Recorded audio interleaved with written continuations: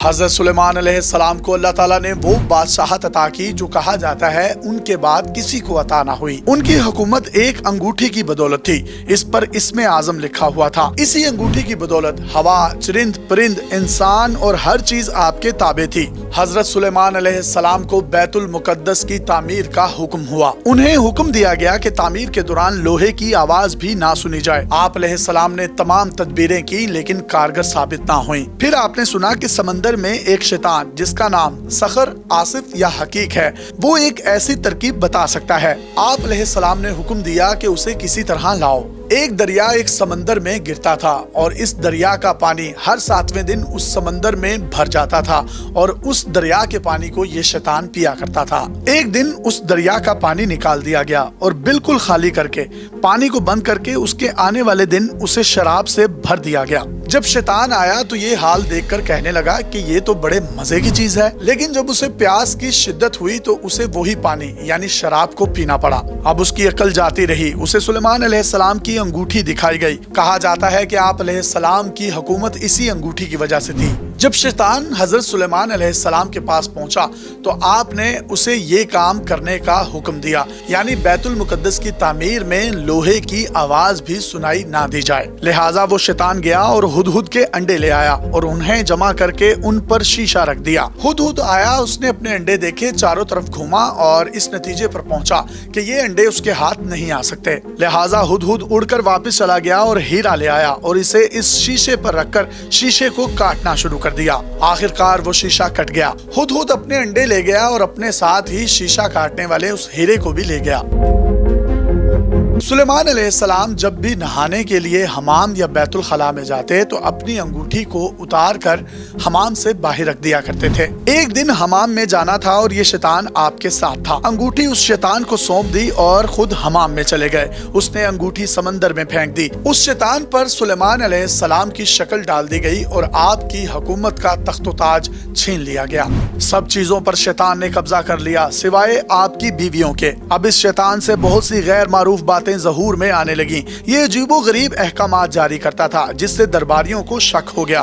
اس زمانے میں ایک صاحب تھے جو ایسے ہی تھے جیسے نبی کریم صلی اللہ علیہ وسلم کے دور میں حضرت عمر رضی اللہ تعالیٰ عنہ۔ اس صاحب نے کہا کہ آزمائش کرنی چاہیے، مجھے تو یہ سلیمان علیہ السلام لگتے ہی نہیں ہے۔ چنانچہ ایک روز اس نے کہا، کیوں جناب، اگر کسی شخص پر رات کو غسل واجب ہو جائے، موسم ذرا ٹھنڈا ہو اور وہ سورج طلوع ہونے تک غسل نہ کرے تو کوئی حرج تو نہیں؟ جس پر وہ سمندر سے نکلے ہوئے شیطان نے عرض کیا، ہرگز نہیں۔ 40 دن تک یہ شیطان حضرت سلیمان علیہ السلام کے تخت پر رہا۔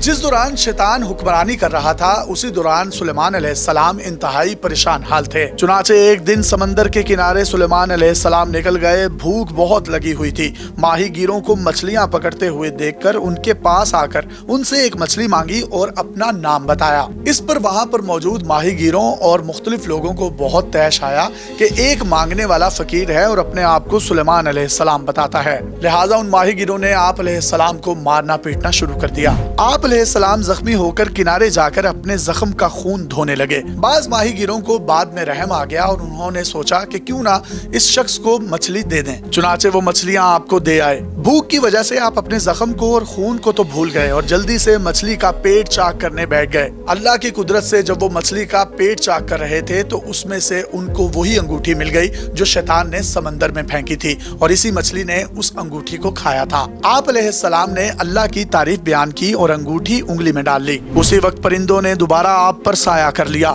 لوگوں نے آپ علیہ السلام کو پہچان لیا اور آپ سے معافیاں مانگنے لگے۔ آپ علیہ السلام نے سب کو معاف فرما دیا اور فرمایا کہ یہ سب اللہ کا امر تھا۔ آپ آئے، اپنے تخت پر بیٹھ گئے اور حکم دیا، اس شیطان کو جہاں بھی ہو گرفتار کر کے لاؤ۔ آپ علیہ السلام نے اس شیطان کو ایک لوہے کے صندوق میں بند کر دیا، تالا لگوا کر اس پر اپنی مہر لگا دی اور سمندر میں پھینکوا دیا۔ یہ شیطان قیامت تک وہیں قید رہے گا۔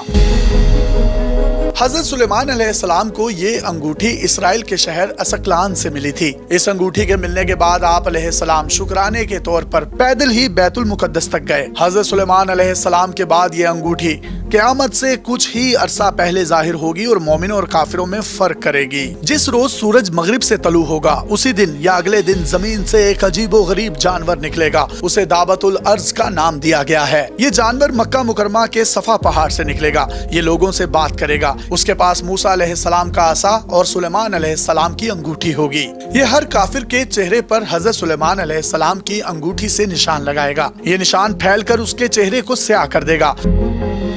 بعض محدثین و مفسرین حضرت سلیمان علیہ السلام کی انگوٹھی سے منسوب واقعات سے اتفاق نہیں کرتے۔ ان کا ماننا ہے کہ یہ صرف ایک انگوٹھی تھی جو مہر کے طور پر استعمال ہوتی تھی۔ اس انگوٹھی سے متعلق جو بھی باتیں ہیں وہ صرف اسرائیلی روایات ہیں، اور بعض مفسرین اور محدثین لکھتے ہیں کہ اس کا قرآن پاک اور احادیث میں کہیں بھی کوئی ذکر نہیں ملتا۔ واللہ عالم۔ اپنے میزبان یاسر شامی کو ڈیلی پاکستان سے اجازت دیجیے اور دیکھتے رہیے ڈیلی پاکستان۔ اللہ حافظ۔